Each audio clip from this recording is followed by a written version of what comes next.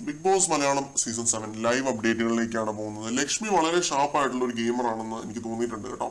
Big boss എന്ന ഗെയിമിനെ പറ്റി നല്ല ധാരണയുള്ള പഠിച്ചൊരു ഗെയിമറാണെന്ന് നിസ്സംശയം പറയാം. ലക്ഷ്മി സ്ട്രോങ് പ്ലെയർ ആണെന്ന് മനസ്സിലാക്കിയതുകൊണ്ടായിരിക്കണം ആര്യന്റെ ചെറിയൊരു ഇഷ്യൂ പോലും അവരുടെ ആ ഒരു ഗ്രൂപ്പ് ഏറ്റെടുത്ത് ലക്ഷ്മിക്കെതിരായിട്ടൊരു ഗെയിമായിട്ട് കളിക്കുന്നുണ്ട്.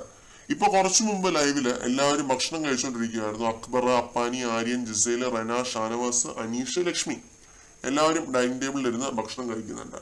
ഇവരുടെ ഒരു ഗ്രൂപ്പിന്റെ ഏറ്റവും വലിയൊരു പ്രത്യേകത എന്താണെന്ന് അറിയാം. ഭയങ്കര യൂണിറ്റിയാണ്. ഒരാളുടെ വോയിസ് പോലും മുഴച്ചു നിൽക്കത്തില്ല. അത്രയ്ക്ക് യൂണിറ്റിയാണ് അക്ബർ അപ്പാനി ഗ്രൂപ്പിന്. ഒരാൾക്കെതിരായിട്ട് അവര് സംസാരിക്കുമ്പോഴാണ് ശരിക്കും എത്രത്തോളം ഐക്യം അവരുടെ ഈ ഒരു ഗ്രൂപ്പിന് ഉണ്ട് എന്ന് തോന്നുന്നത്. അവരുടെ വോയിസ് മോഡുലേഷനിലും പറയുന്ന കാര്യത്തിലും വരെ അത്രയ്ക്ക് ഐക്യമാണ്.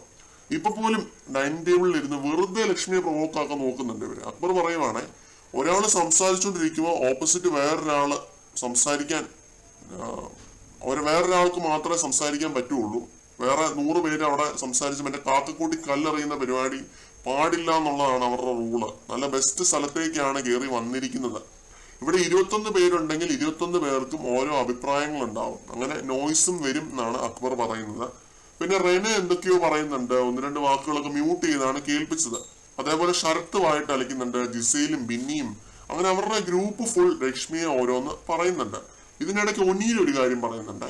നിങ്ങൾ എന്താ അനുമോൾക്ക് പഠിക്കുവാണോ എന്ന്. പണിയെടുക്കാത്ത സംസാരം മാത്രം, ഇതാണ് ഒനീല് ചോദിച്ചത്. ഇത് കേട്ടപ്പോൾ എനിക്ക് തോന്നുന്ന ഒരു കാര്യം, ലക്ഷ്മിയുടെ ഒരു ഗെയിം പ്ലാൻ ആയിരുന്നിരിക്കണം അപ്പാനി അക്ബർ ഗ്രൂപ്പിന്റെ ഒരു എതിരാളി ആവണം എന്നുള്ളത്. പുറത്തുനിന്ന് ഈ ഒരു ഷോ കാണുമ്പോൾ നമുക്ക് പലതും തോന്നുമല്ലോ. ഈ അനുമോള് കളിക്കുന്ന ഗെയിം എന്ത് കിടിലൻ ഗെയിം ആണെന്നൊക്കെ തോന്നിയിട്ടായിരിക്കാം ലക്ഷ്മി അതിനകത്തേക്ക് ചെന്നത്. പിന്നെ അനുമോളെ കൂടുതലായിട്ടും ലക്ഷ്മി ഫേവർ ചെയ്ത് നിൽക്കുന്നതെന്ന് ഞാൻ കണ്ടിട്ടില്ല. വേറെ തന്നെ ഒരു ഗെയിമാണ് ലക്ഷ്മി കളിച്ചു പോകുന്നത്. ഇത് ഞാൻ പറയാൻ കാരണം, ഇപ്പൊ ലക്ഷ്മി ലൈവിലിരുന്ന് ഒരു ഡിസ്കഷന്റെ സമയത്ത് ചെയ്ത തെറ്റ് പൂർണ്ണമായിട്ടും അക്സെപ്റ്റ് ചെയ്യുന്നുണ്ട്. അത് ഞാൻ അവനൊരു വാർണിംഗ് കൊടുത്തതാണ്, സ്വന്തം സാധനങ്ങൾ സൂക്ഷിക്കണം എന്നൊരു വാർണിംഗ് കൊടുത്തതാണെന്ന്. അപ്പൊ അങ്ങനെ നോക്കുമ്പോ ആ ഒരു വെള്ള ടീഷർട്ട് എടുത്ത് താഴെ ഇട്ടത് ലക്ഷ്മി ആയിരുന്നിരിക്കണം. അതിന്റെ വീഡിയോ സഹിതം ലാലേട്ടൻ കാണിച്ചു കൊടുക്കുവാണ് എത്രയും നല്ലത്.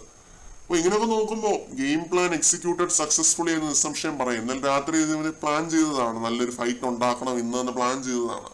അപ്പോൾ അതും നടന്നു എന്നാണ് എനിക്ക് ഫീൽ ചെയ്യുന്നത്. കൂടുതൽ ലൈവ് അപ്ഡേറ്റുകളും കാര്യങ്ങളുമായിട്ട് നമുക്ക് വീണ്ടും കാണാം.